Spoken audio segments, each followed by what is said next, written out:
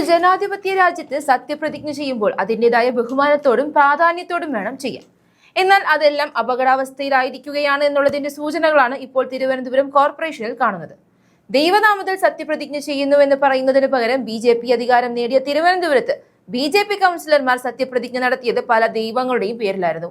20 കൗൺസിലർമാരാണ് ഇത്തരത്തിൽ സത്യപ്രതിജ്ഞ നടത്തിയത്.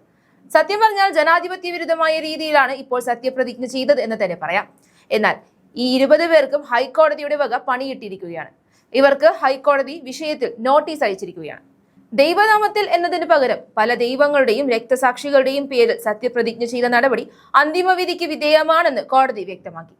അന്തിമവിധി വരെ കൗൺസിൽ യോഗത്തിൽ പങ്കെടുക്കുന്നതും ഓണറേറിയം വാങ്ങുന്നതും വിലക്കണമെന്ന ഇടക്കാല ആവശ്യം ഹൈക്കോടതി അംഗീകരിച്ചില്ല. GS ആശാനാഥ്, ചെമ്പഴത്തി ഉദയൻ, R സുഗതൻ അടക്കമുള്ള കൗൺസിലർമാർക്കെതിരെയാണ് ഇപ്പോൾ ഹർജി വന്നിരിക്കുന്നത്. കൗൺസിലർമാരുടെ നടപടി മുനിസിപ്പൽ ചട്ടങ്ങൾക്ക് വിരുദ്ധമാണെന്നും സത്യപ്രതിജ്ഞ റദ്ദാക്കണമെന്നുമുള്ള CPM നേതാവും കൗൺസിലറുമായ SP ദീപകിന്റെ ഹർജിയിലാണ് കോടതി നടപടി. സത്യപ്രതിജ്ഞ റദ്ദാക്കണമെന്നാണ് ഹർജിക്കാരന്റെ ആവശ്യം.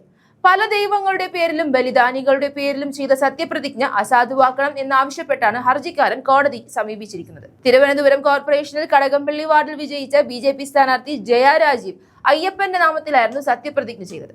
ശരണം വിളിച്ചാണ് ഇവർ സത്യപ്രതിജ്ഞ അവസാനിപ്പിച്ചത്.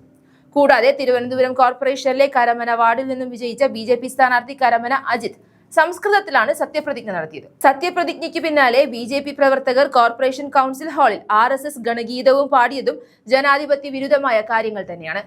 നേരത്തെ സത്യപ്രതിജ്ഞ നടത്തിയപ്പോൾ തന്നെ ചട്ടങ്ങൾ ലംഘിക്കപ്പെട്ടതായി സുപ്രീം കോടതി അഭിഭാഷകനായ സുഭാഷ് തീക്കാടൻ ഭരണവകുപ്പ് സെക്രട്ടറിക്ക് പരാതി നൽകിയിരുന്നു. തദ്ദേശ സ്വയംഭരണ സ്ഥാപനങ്ങളിൽ സത്യപ്രതിജ്ഞ ചെയ്യുമ്പോൾ പാലിക്കേണ്ട ചട്ടങ്ങൾ പാലിച്ചില്ല എന്നതാണ് സുഭാഷ് തീക്കാടന്റെ പരാതിയിൽ പറയുന്നത്. ദൈവനാമത്തിൽ അല്ലെങ്കിൽ ദൃഢപ്രതിജ്ഞ എന്നീ വാക്കുകളാണ് സത്യപ്രതിജ്ഞയ്ക്കായി ഉപയോഗിക്കേണ്ടത്. അയ്യപ്പനും ശ്രീരാമനുമെല്ലാം ഹിന്ദു ദൈവങ്ങളുടെ പേരാണെങ്കിലും ദൈവനാമത്തിൽ എന്നല്ലാതെ ഓരോ ദൈവങ്ങളുടെയും പേര് പറയാൻ ചട്ടങ്ങൾ അനുവദിക്കുന്നില്ല. BJPയുടെ കാവ്യവൽക്കരണം ഇങ്ങ് കേരളത്തിലും എത്തി നിൽക്കുന്നുവെന്ന സൂചനയാണ് ഈ നടപടിയിലൂടെ നടക്കുന്നത് എന്ന് തന്നെ പറയാം. പക്ഷേ കേരളത്തിലെ ജനങ്ങൾ അതിന് സമ്മതിക്കില്ല എന്ന് ഉറപ്പാണ്.